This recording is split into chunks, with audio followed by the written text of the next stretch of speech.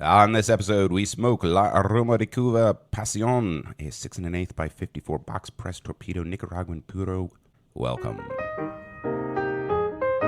Burn Line Podcast. The burn line on a well-crafted cigar is straight and sharp as a razor, much like our wit and wisdom.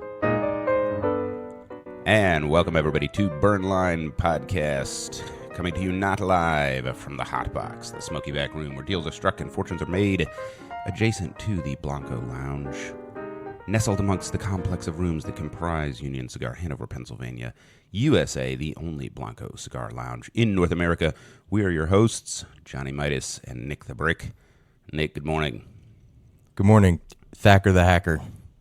Yeah, man. And I went to school for software engineering, so you have no idea how overdone that is. Like, yeah.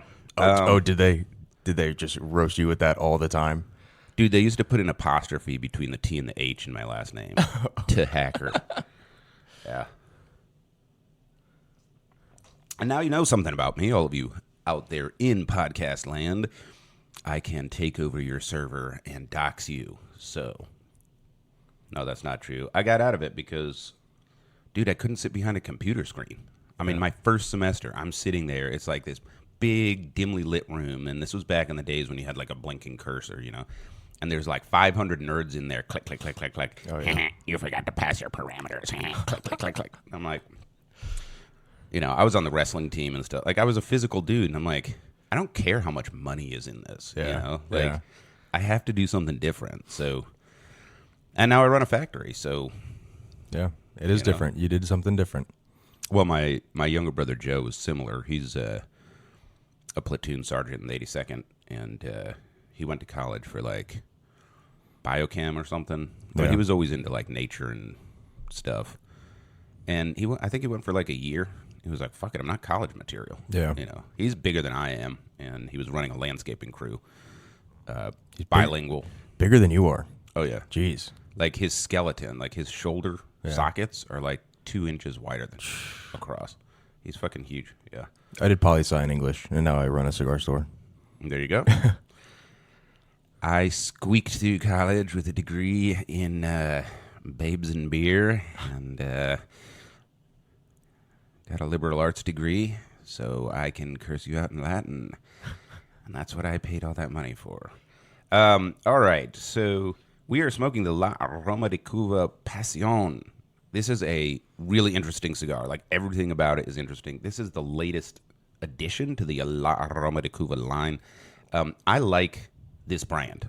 I don't think I've smoked anything from them that I didn't like. There was one or two where, you know, it just wasn't in my wheelhouse. You know, probably not going to pick it up again. But I didn't dislike it. It was a great cigar. Just, you know, the flavor profile and my palate, wasn't in the mood for it. Yeah. But they make some really good cigars, and they're at a pretty good price point.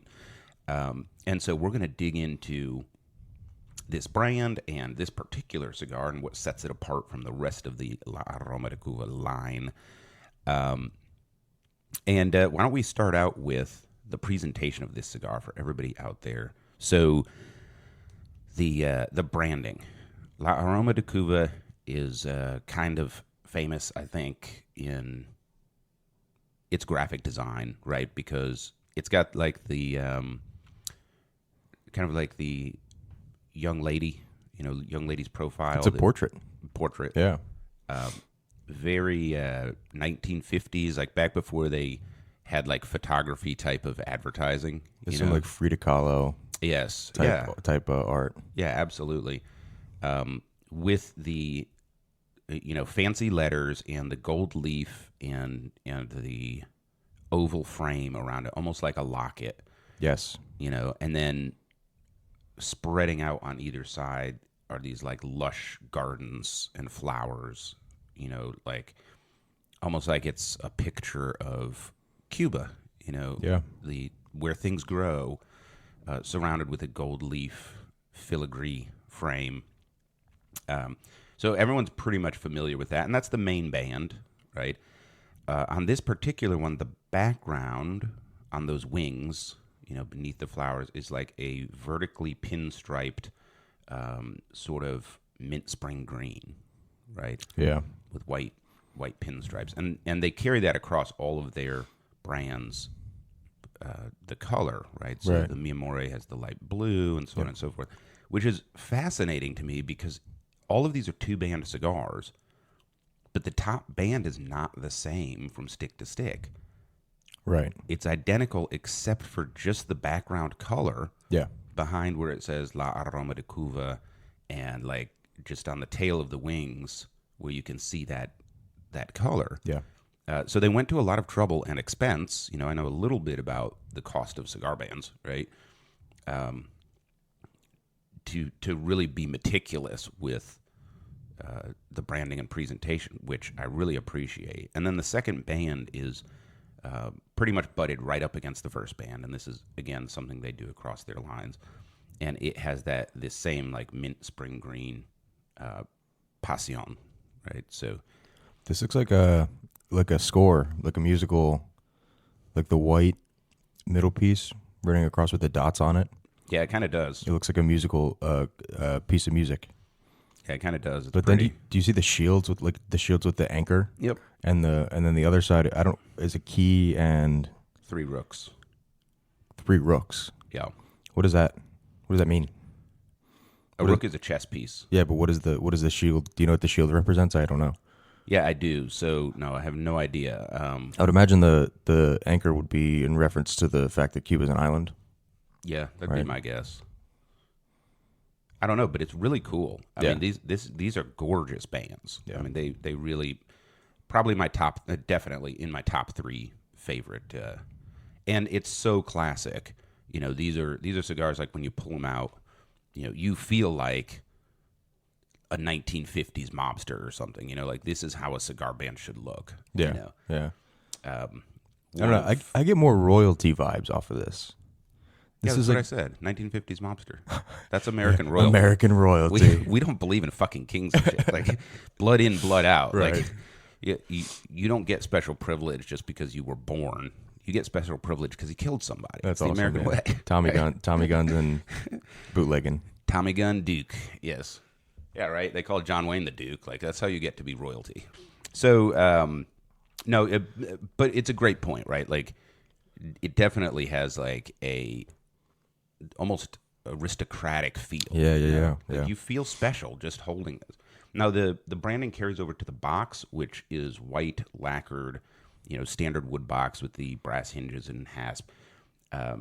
It has a sticker, you know, that kind of seals the box that has that green accents. The writing is all in gold foil. So I think that they did a great job with this branding. This is it grabs your eye. It's attractive. And white in a cigar lounge or cigar store is a bold move. It is, yeah. It stands out. I don't know that I can go out there and pick out more than 10 or 15 solid white boxes like this. Right. And sometimes they get it wrong. Yeah. You remember that CAO special that came out a few years ago? The Vision. Yeah, with the LED LEDs, lights. yep. And Yeah. I mean, it was special, but Yeah. to me, it didn't feel like a cigar box. It felt like a Star Trek set Yeah, piece. yeah. You know? Yeah. Blade Runner. yeah. They're not even smoking in Blade Runner, right? It's like a electronic thing you stick in your mouth and it stims your brain. Yeah. You know? Yeah. That's what I expect to pull out of that box. All right, so that's what it looks like. This is a box press torpedo. It is 6.25 by 54. So how is your decimal to fraction conversions? I think that's 1/4 of an inch. Yeah, nope. But I happen to run a factory, so I have the conversion tables in my head. That is 1/8. Really? Well, yeah. But if you think about it, 6.25. 6.125. Oh, 6.125. I gotcha. Yeah. So 125 times 2 is Yeah. 250, Yep. which is a quarter. So you can actually figure it out. But Po- anyway, 0.25 is a quarter. yeah. Yeah, that's what I thought you said. My apologies. 6.125 by 54. It has a interesting. It's the wrapper leaf. Like you can see the color differential between like the veins and the leaf, and there's some modeling. But the veins are very small. This actually looks like a fine, delicate leaf for the wrapper, But not smooth. but not smooth. It's not toothy, but it's not smooth. Right. It is mottled but not piebald. And yeah, there's definitely a color differential between the veins and the actual leaf, which, this is pretty cool. Like it looks like something that grew in the ground. It looks like effort went into it, but it doesn't look fake, So not to call anybody's product out on air or anything, but if you go to like Walgreens and you get a Punch Classic Tubo, and you pull it out, and it's like the wrapper looks like is that actually a tobacco leaf or is that a piece of paper? It's so like smooth and perfect. Sure, yeah. Yeah, like this doesn't have that. There is no doubt. Like this came out of somebody's field. Yeah. Which I think is super cool. So that is what it looks like, and it is time to cut this cigar, and it's going to be really hard to cut it because no ashtray. Captain America over here forgot the ashtray. I have fire. I have blades, multiple. I have a smartphone and a stack of paper and a pencil. I even have a pen that has like one of those little rubber things on the other side so you can use it with your phone and look like a total fucking nerd. Stylist. Yeah, stylus. You also brought batteries, which is awesome. No, a stylus is the person that fixes your hair. Dude. You're thinking of stylist. You did the same thing last week. You're going to have to put the laugh track in because I don't think you're funny.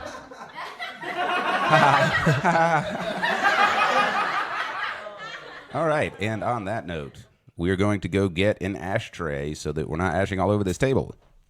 And we are back after that brief interruption. We call that Cigar Smokus Interruptus. All right, it is time to clip this. Again, it's a torpedo, so I'm going to take off kind of the minimum I think I can get away with to have an enjoyable smoke. Yeah. That way I can clip off more later. So you want to be careful with that. I was going to say, we just smoked last week was the Quattro, and then 2 weeks ago was the Intemperance. Yep. Are we 3 weeks in a row with a Figurado? Yeah, I think we are. Jeez. Yeah. Well, this comes in other Vitolas. Yeah. This is the one that's on the shelf. Here at Union Cigar, Hanover, Pennsylvania, USA, the La Aroma de Cuba box press torpedo 6 1/8 by 54 retails for $12.50, while a box of 25 is going to set you back $281. That's a savings of $31, which is pretty impressive.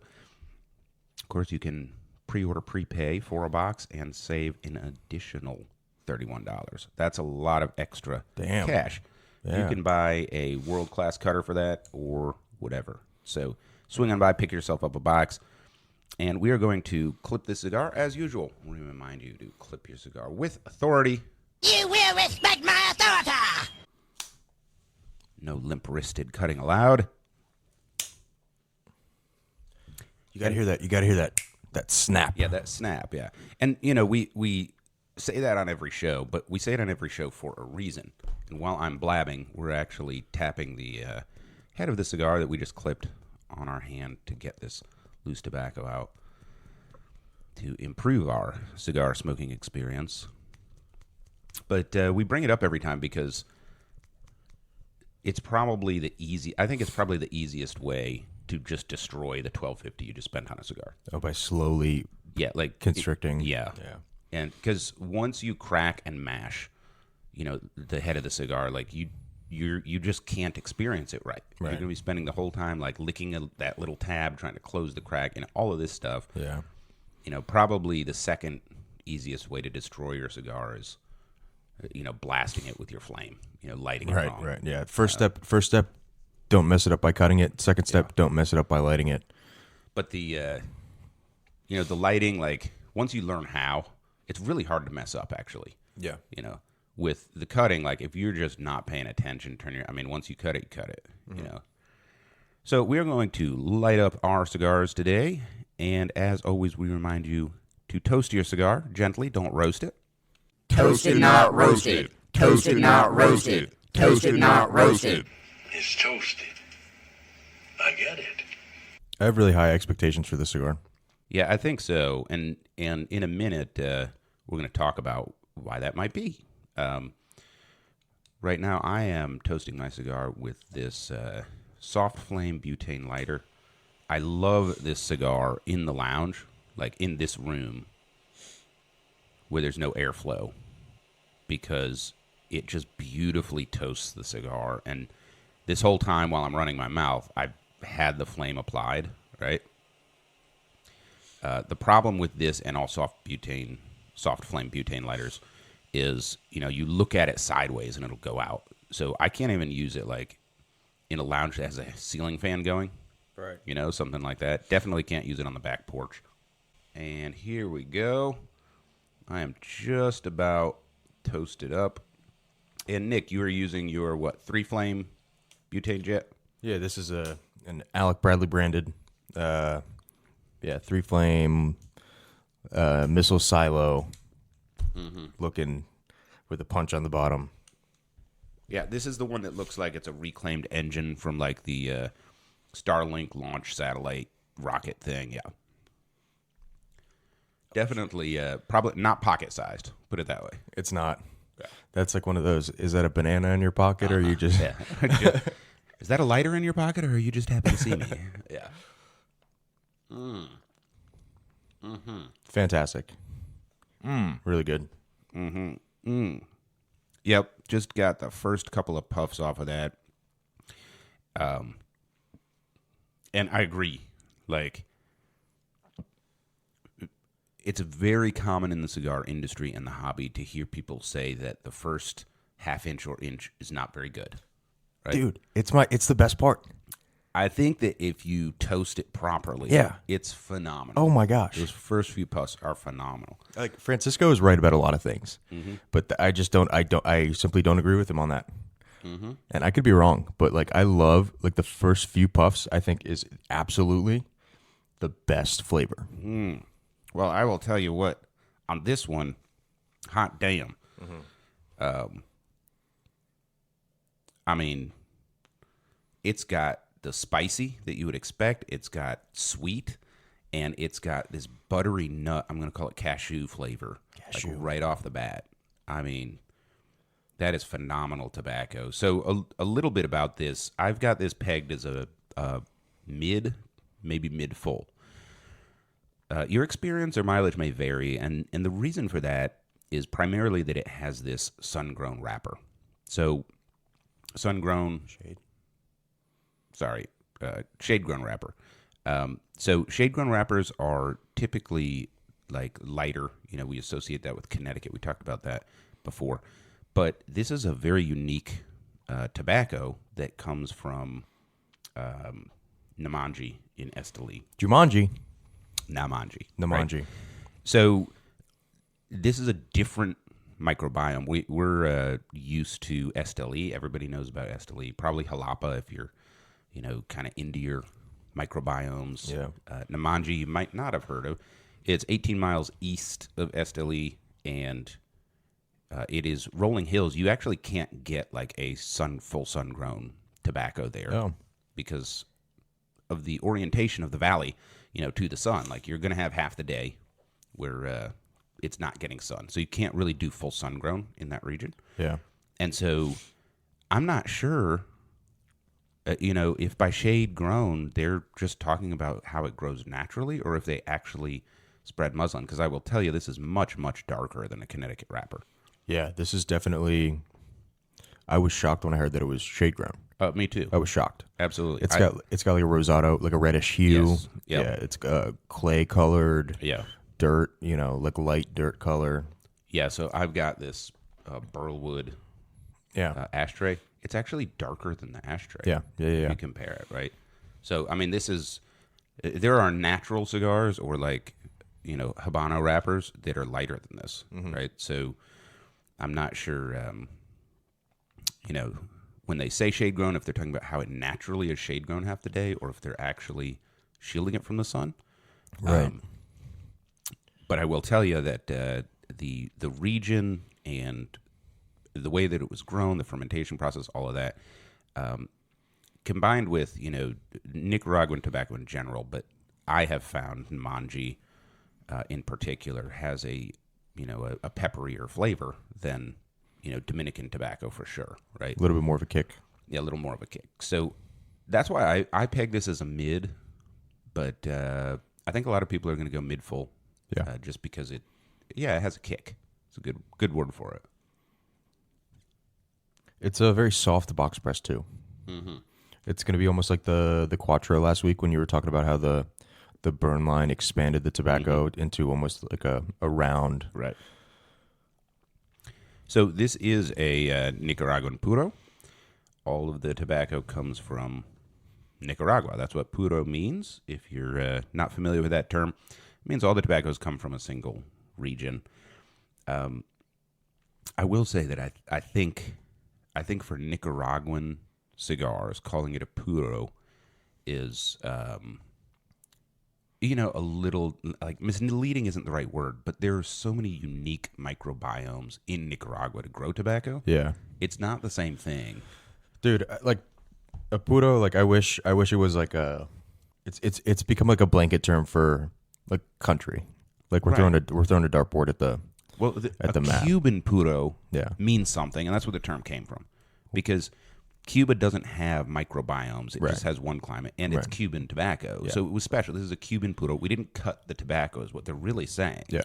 We didn't cut it with cheaper tobacco Right. from way back in the day. Yeah. Now it's kind of, it doesn't mean as much. And in Nicaragua especially, Right. because, the different regions do grow really significantly different tobacco. Yeah.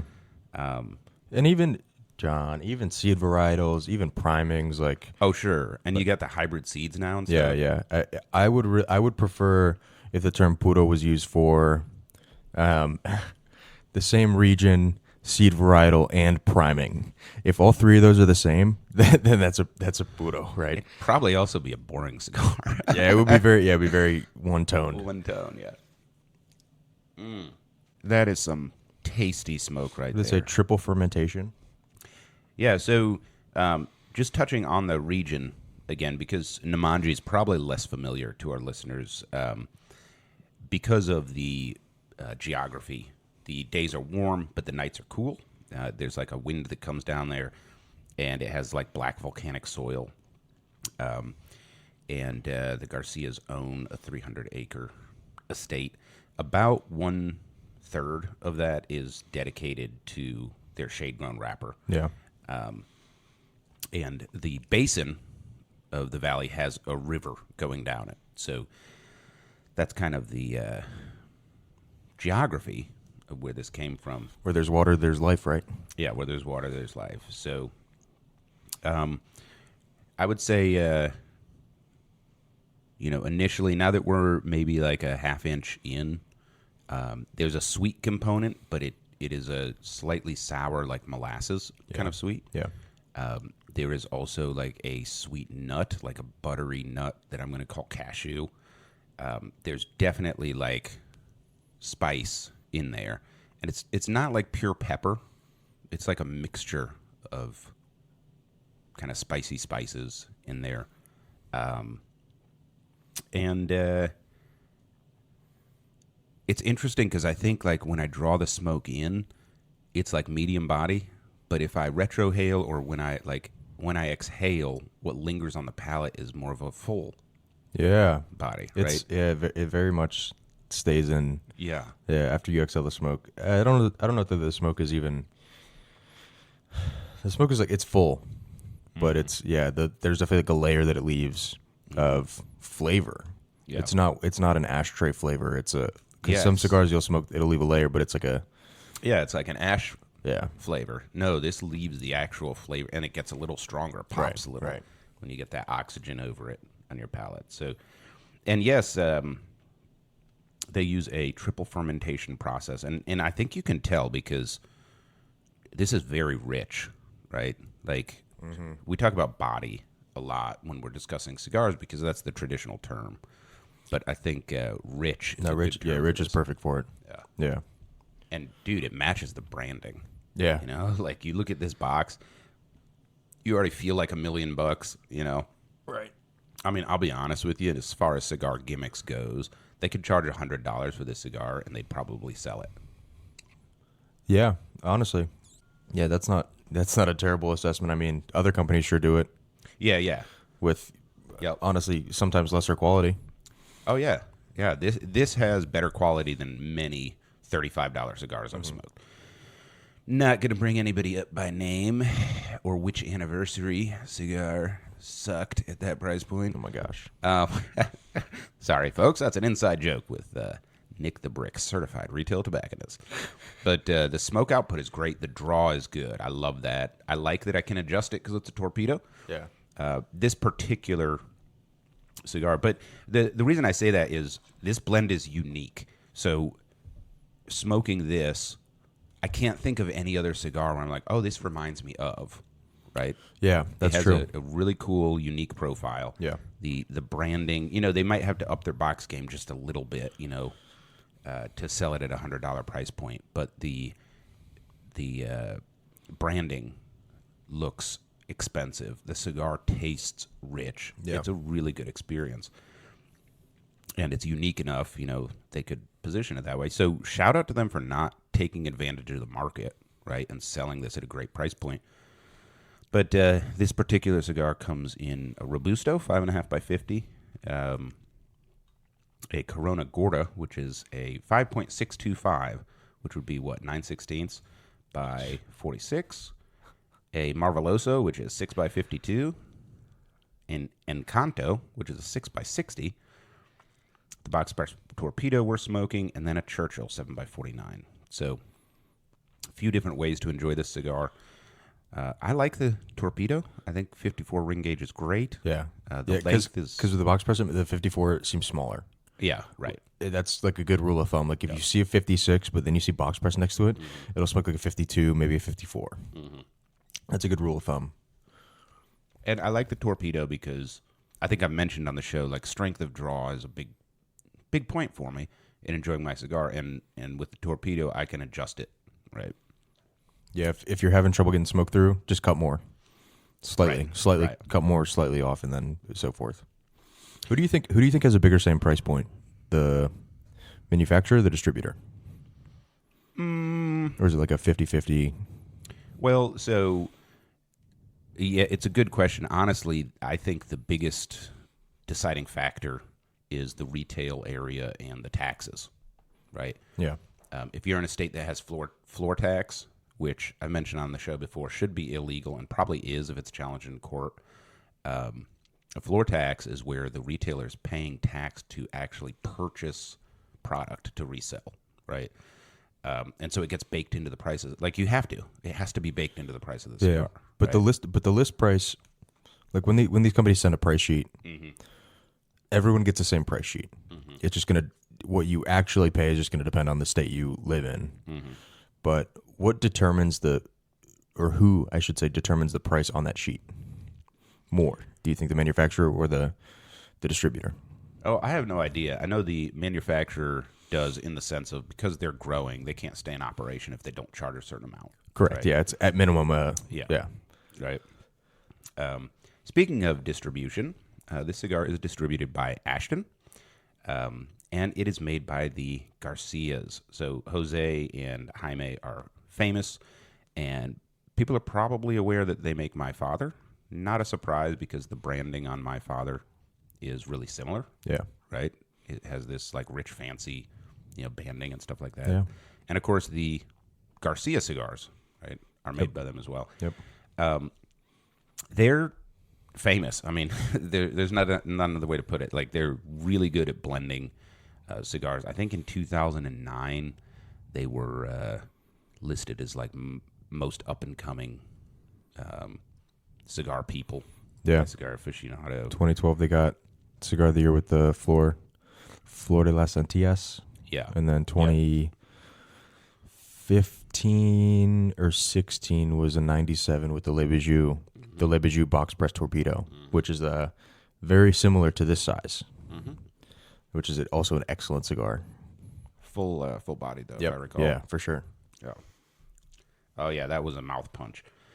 So, Jose Pepin Garcia was born in Cuba in 1950. He started rolling at age 11. Jeez. Yeah.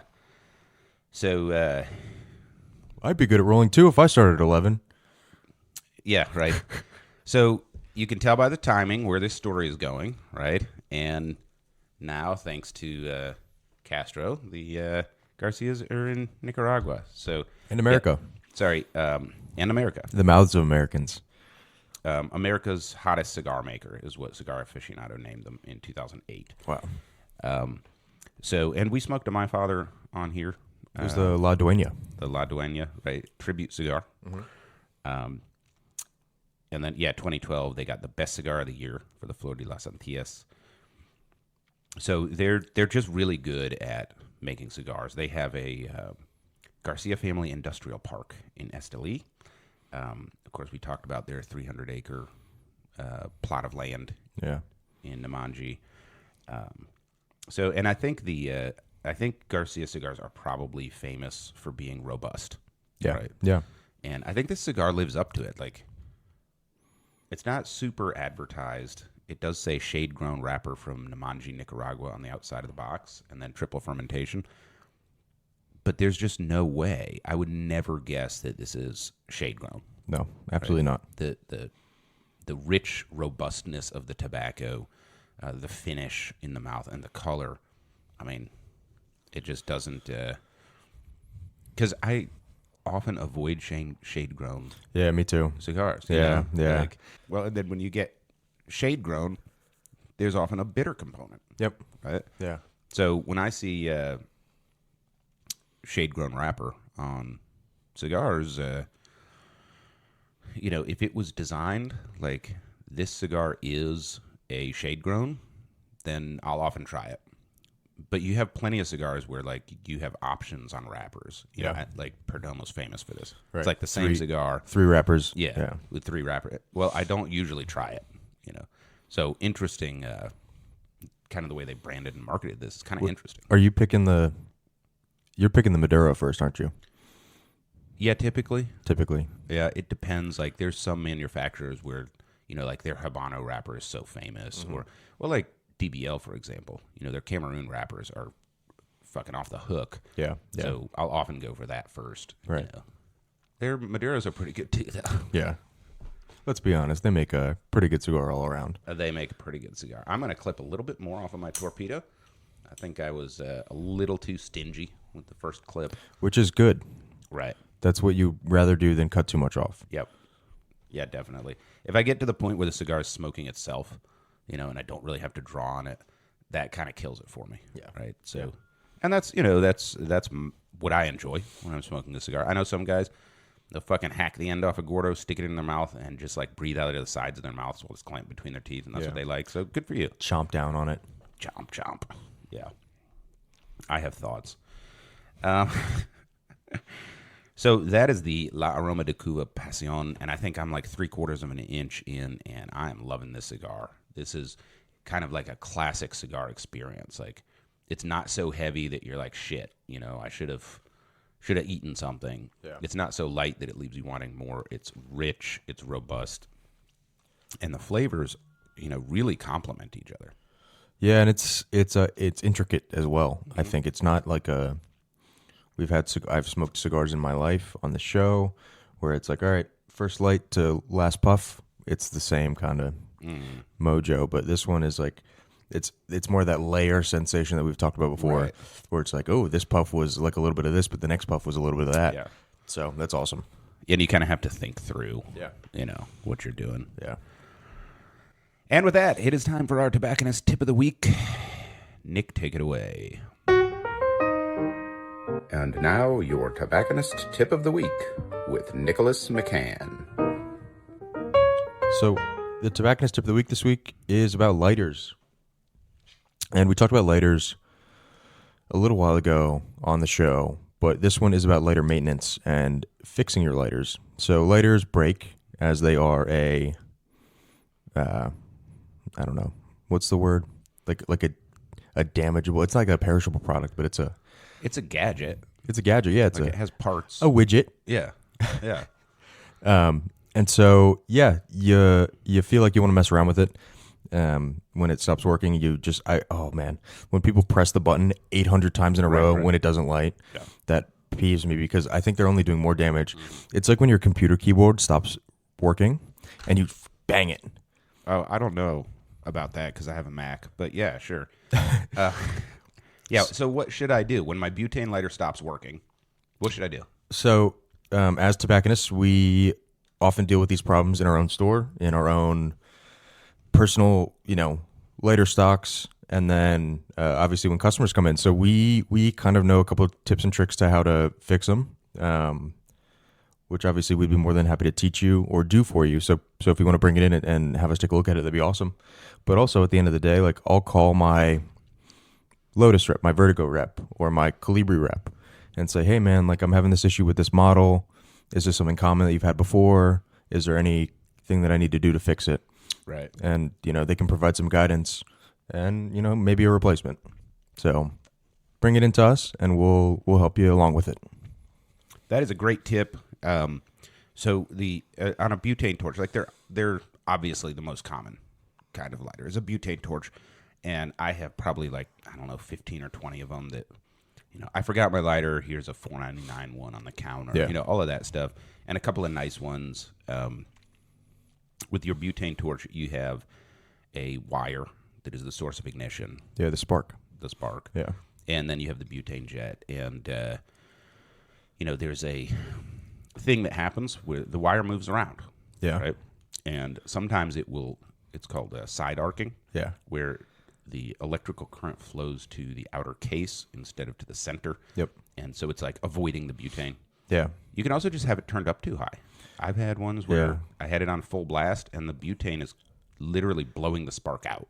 Like a Yeah, you can see the spark hit and it's just blows it out. Yeah, and when people bring their lighters in when they have issues, it's either one of two things, right? The jets aren't providing butane for the spark, or there is no spark happening, right? So I know if there's no spark happening, I look at what'd you call it? The wire. The wire, yeah. And then if there's, Technically it's an anode, but I call it a wire. The wire, right? So if there's no spark happening, then I look at the wire, and if the butane's acting up, right, the butane's not coming up properly, then I'm looking at the tank, I'm looking at the bleeder, I'm looking at the refill part to see if there's maybe air in the chamber or whatever it may be. I have messed around with my wire, and I'm pretty decent, I think, at fixing lighters. You got to be super careful. So I had this Perdomo electric lighter that I used on the show. Sounded like a cattle prod or something. Yeah, when I was lighting up. And it was USB rechargeable. It was super cool, and you might notice I haven't used it in a while. Yeah, where is it? Well, I somehow the wire got out of alignment, and it was side arcing. Mm-hmm. So I reached in there with my little screwdriver to nudge the wire around, and somehow I completed the circuit.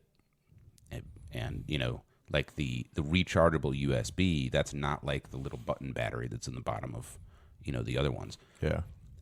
Shocked the hell out of me. Oh. Through that, involuntarily through the lighter 10 feet or whatever. Oh.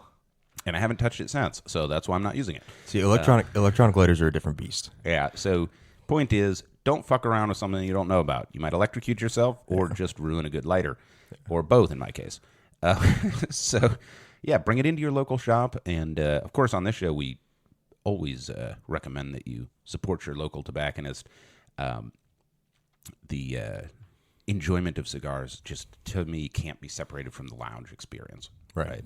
So that's what I'm into. Great tobacconist tip of the week. Touching back on this cigar briefly, I've noticed that the spice has picked up a little bit for me. I'm also noticing a little bit of a leather component. Mm-hmm. Yeah. But the other flavors are still there. And this is just super enjoyable. Oh, yeah. It's a really great cigar. Really awesome. Slow burner for me, too, again, this week. Mm-hmm. It's very, I'm getting a good deal of resistance from the draw. Mm-hmm. And the smoke output is good. Like, I can get enough smoke, but then it's not, pouring out of the foot after I puff it. Yeah. It's like, it's flowing steadily, but it's like a light flow. Yeah, I would say that, if I'm just sitting here holding the cigar, it's not putting out too much smoke, and it looks like it would go out in about 7 minutes or so on its own. Yeah. But then you draw on it, and it just produces smoke. It's not smoking you out, right? It's not so much smoke that you're struggling to do a retrohale or something. I always think about the Nica Rustica when I think about smoke output. The original broadleaf True Estate Nica Rustica, because the smoke coming off the foot is so thick, it's like a smokestack. And so it's like the puff you take, you get a mouthful of smoke, but then as soon as like you take it out of your mouth, another puff of smoke comes off the foot. Yeah, it's just billowing. Yeah. So this one is not like that. Correct. All right, let's move into our informational segment. And last week we talked about beginning cigar smoking. If you're just getting started on this hobby and journey, some tips and tricks there, recommendations. And today we're going to slide into intermediate cigar smoking. How do you know if you're in that category of intermediate cigar smoking? Well, it's your best guess. I would say, though, that you kind of know your palate. You know, you've smoked your way around the humidor, you've tried different regions, you've tried different manufacturers, you know what you like, then you're probably intermediate. You know, if you're smoking more than one cigar a week, you're probably intermediate. So that's kind of where you're at. So here's our recommendations for kind of upping your game at this point, right? So you've gotten into the hobby, you enjoy it, you've smoked your way around, you know, you kind of know the humidor, what you like, what you don't like. What's the next step? You know, how do you get to that next level? So first, I would say play around with your ritual, right? So the cigar smoking experience is ritualistic. That's one of the funnest parts about it, right? So you have your clipping, you have your lighting. You know, we have the clip it with authority, toast it, don't roast it. Experiment with like match and cedar strip. Yeah. You know, does that make it better for you? I will tell you, my favorite ritual is my soft flame butane lighter when I can use it, right? And it takes almost all of the butane in the tank. This is one of those like you can put it in your watch pocket, you know, kind of lighters. And it takes 45 seconds, a minute, you know, to toast it with that, but it toasts it perfectly. You know, there's no singe or scorch. You can tell, you know, when I overcook my cigar, or I'll pull the flame in, you know, because I'm in a hurry or whatever. Yeah. And the first few puffs are acrid, like I burned the tobacco. Yep. You know, and so like all around this ritual, like I have to find a place with no wind. I ain't using this on the back porch. No. You know, it won't stay lit. You know, that's what my torch is for. Right. So play around with your ritual. You know, which cigar cutter brings you enjoyment, and this is the key. I got this from Marie Kondo, right? You know, the Japanese lady that does all of the like how to organize your life. You know, in your house. Yeah. So her whole thing is like go through your closet and just ask yourself, does this piece bring me joy? Oh, like, no, it's a pair of underwear. I don't give a shit. You know, but it's a great standard to use when evaluating your ritual. It's like, which cutter do you prefer? You know, I'm very utilitarian. I like a cutter that is sharp, that doesn't wiggle around a lot. Yeah. You know, that feels solid. You know, but okay, so if you meet the basics, like it can actually cut my cigar. There's the scissors, right? There's like the donut cutter that Cigar makes. There's the circle one. Yeah, the circle cutter. There's bullet punch. There's star punch. I mean, God, they've got fucking straight razors. Yeah. You know, that are designed to cut cigars. One side V cut, one side straight cut. Yeah, all of this. You know, so find the one that, and then you know they make knives. Yes. Have you seen those? Yes. Yeah. Yeah. It looks like a straight razor. Yeah. Exactly. Yeah. I think those look fucking cool, but I haven't had the chance to use one. Yeah. But then also, you know, maybe you want something that is expensive, or gold plated, or filigree, or I mentioned there's a guy in Texas that custom makes these for like thousands of dollars. Or branded. Like if your favorite cigar brand partners with a lighter manufacturer or cutter manufacturer and has their, you know, their logo on there, then you know, pick that lighter up and pick that cutter up. Yep. Same thing with your lighter. You know, again, I'm utilitarian. It has to work first, but you know, maybe your cedar match, or your match and cedar strip, or you know, your soft flame, or your butane torch, or anything but campfire gas. You should be all right. You know, figure that, play around with that, right? And I think the coolest stories too are like, folks will pull out like an old Zippo, and it looks old, and they're like, oh, like this is my grandfather.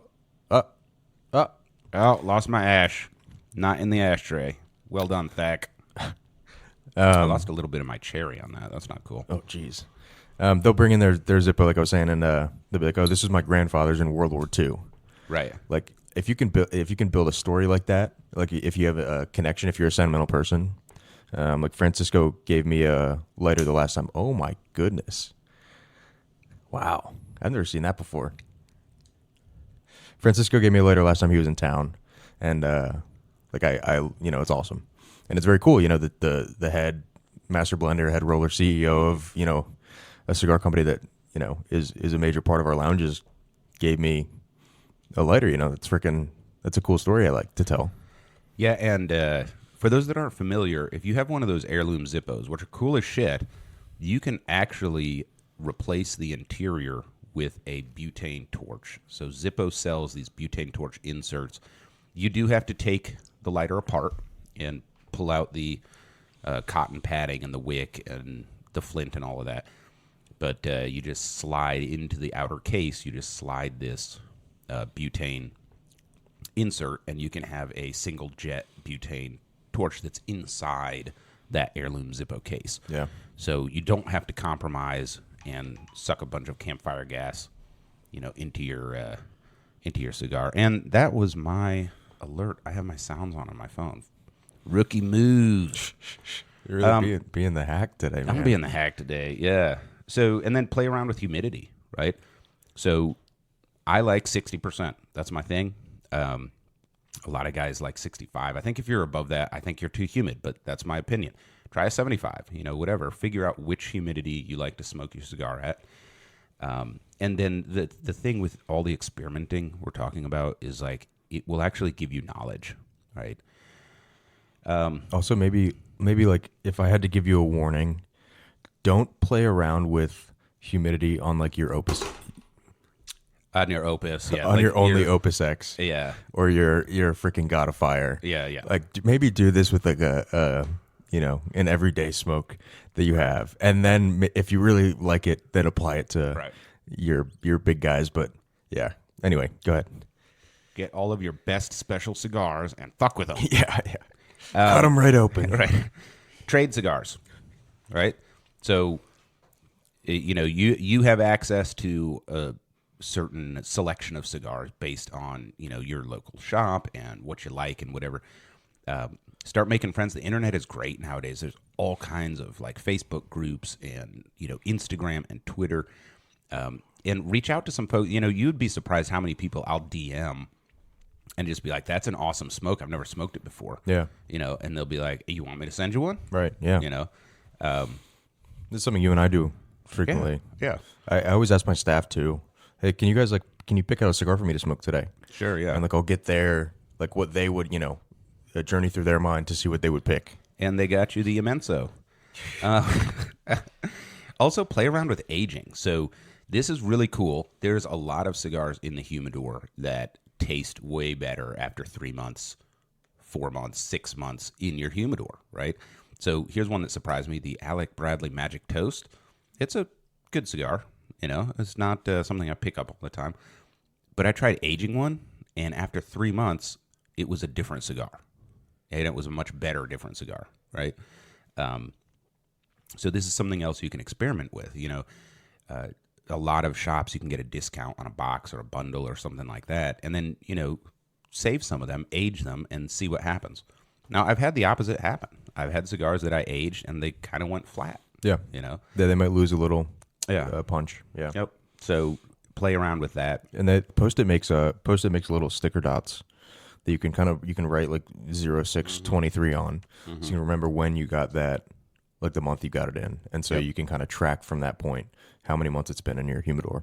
I use colors, so I don't actually write on the sticker dot, and I use the tiny ones. They make the 1/4 inch ones, not the 1/2 inch ones.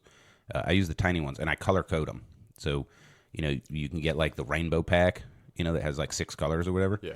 And it's just, this month, and I have it in my notebook where like here's the red sticker, and next to it says like June 2022, something like that. They used to make us put the book socks on our middle school textbooks. Yeah. It's like science always had that color, and math had that color. Yeah. Yeah.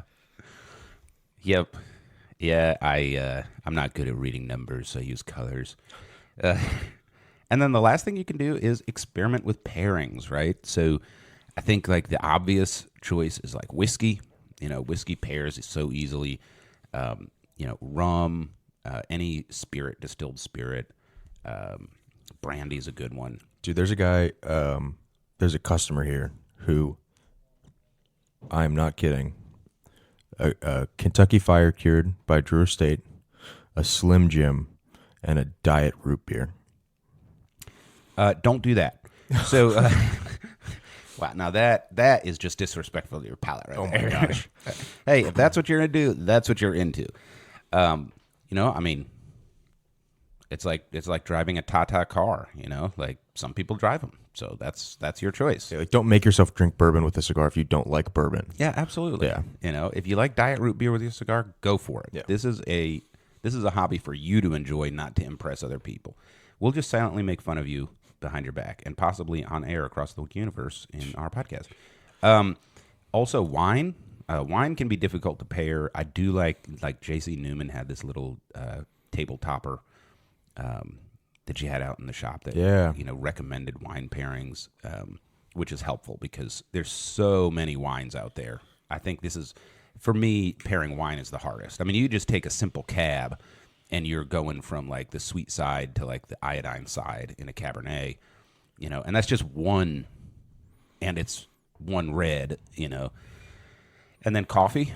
Coffee pairs great with cigars. For sure. Tea pairs very well. A lot of people don't like tea. One of the, I guess, things that sets tea apart is it has a very high vegetable oil content, and it coats your palate, and it changes the flavor of the cigar. Yeah. It's also a soft flavor. Like, you're not going to kill your cigar. You can do that with coffee. Like, you drink a black Starbucks, what is that, Pikes Peak or whatever roast, and you can kill many cigars with that. A hot one. Yeah. Yeah. One last thing you can try pairing is cheese. So cheese and cigars goes very well together.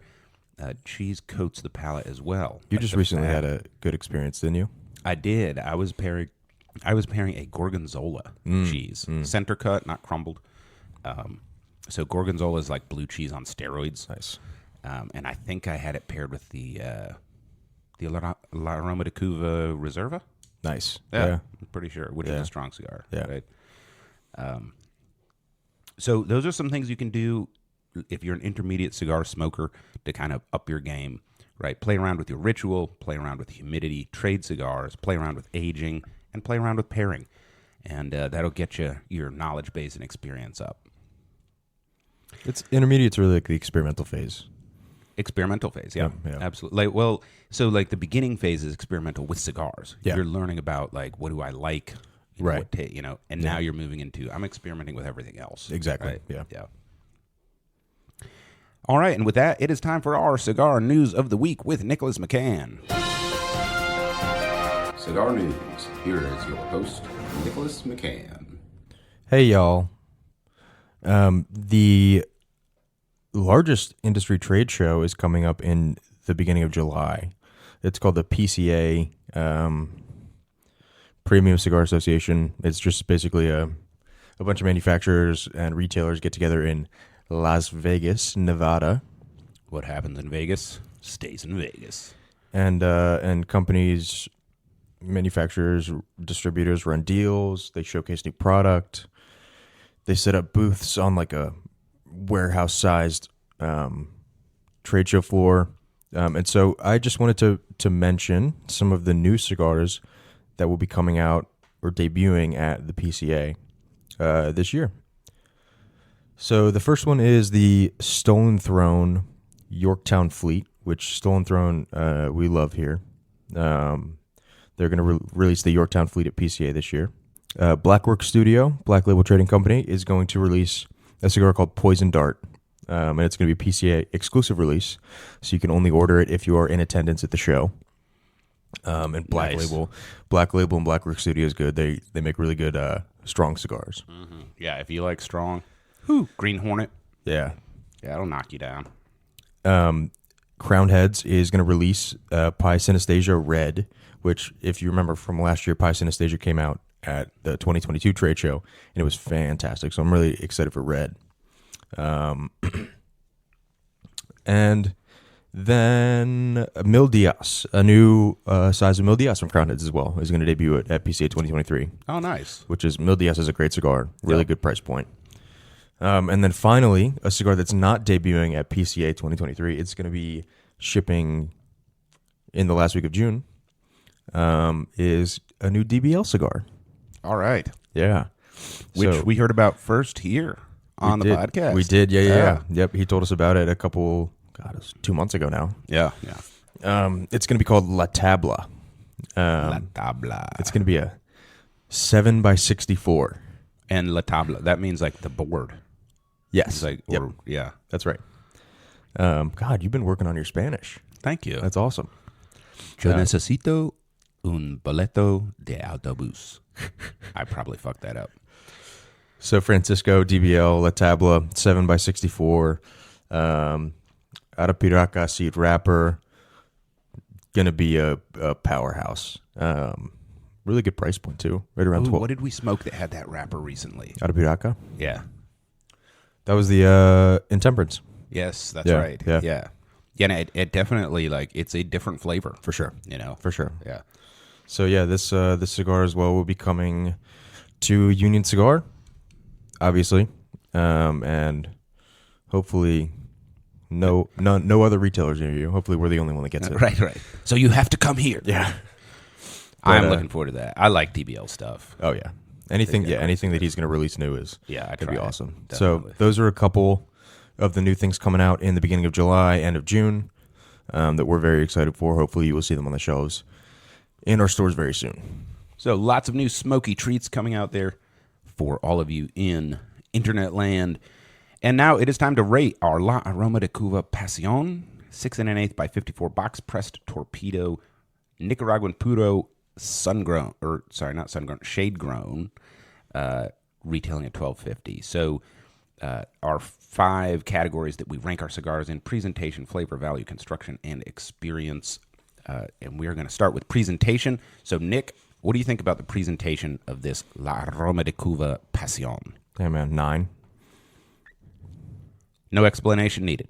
Dude, yeah, I mean, just rewind the show, I guess, right? Yeah. We fanboyed over it in the first 15 minutes of the show, so. Yeah, I agree. This is a 9.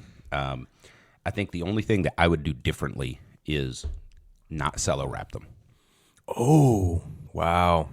And the only reason I say that is that band is gorgeous, and with the cello, like, the lights glare off it. Yeah. And I can't see it. Yeah. That's, and the wrapper, too. Like, this is a really attractive wrapper. It is. Right? Yeah. Like, this cigar looks yummy.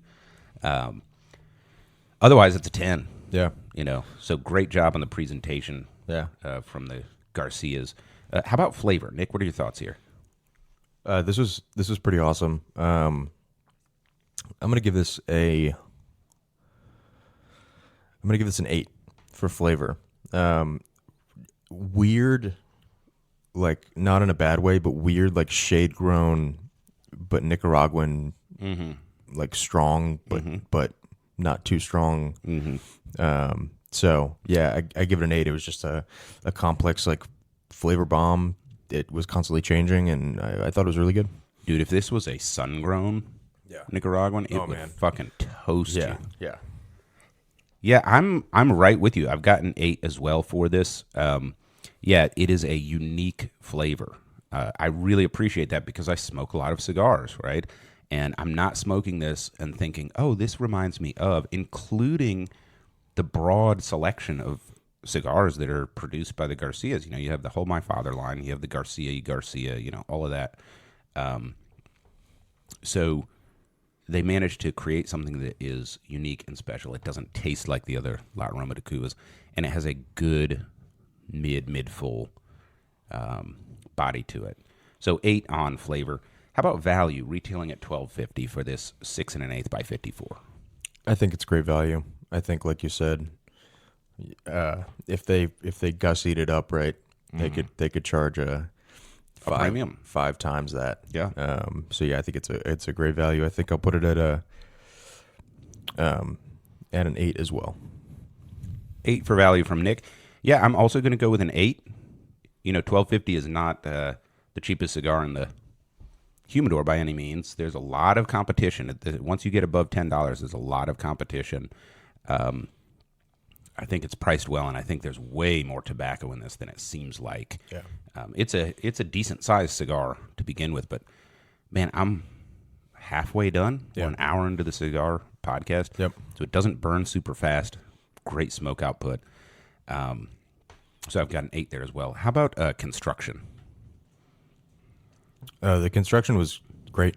I have no complaints at all. The burn was great. The draw was great too. I'll throw an 8 at construction as well. All right, and I would rank this as a 9 for construction, except there's this little tab that you can see right here. Mm-hmm. It's not close enough to the head of the cigar for me to be tonguing it. Yeah. But I did have to lick it and stick it down. Yep. So point off for that. It also gets an 8 from Johnny Midas. And this cigar is hitting a home run so far. All right, how about experience? Our most subjective and most important rating. Nick, what's your experience level in the cigar? With the box, the presentation, really solid flavor, really solid construction. I can't give it any less than an 8, so I'll give it an 8. For experience, everything just came together really nicely. All right, I have an 8 for experience as well.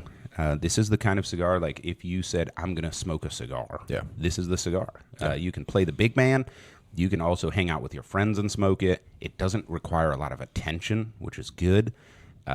So 8 for experience there as well, which brings this to a 43. Oh my gosh, that's a number. That's a number. That Wow. is, I think that's our highest rating that we've given a cigar on this show so far, or maybe tied for it. So fantastic showing. This is the La Aroma de Cuba Pasiòn, 6.125 by 54 box-pressed torpedo.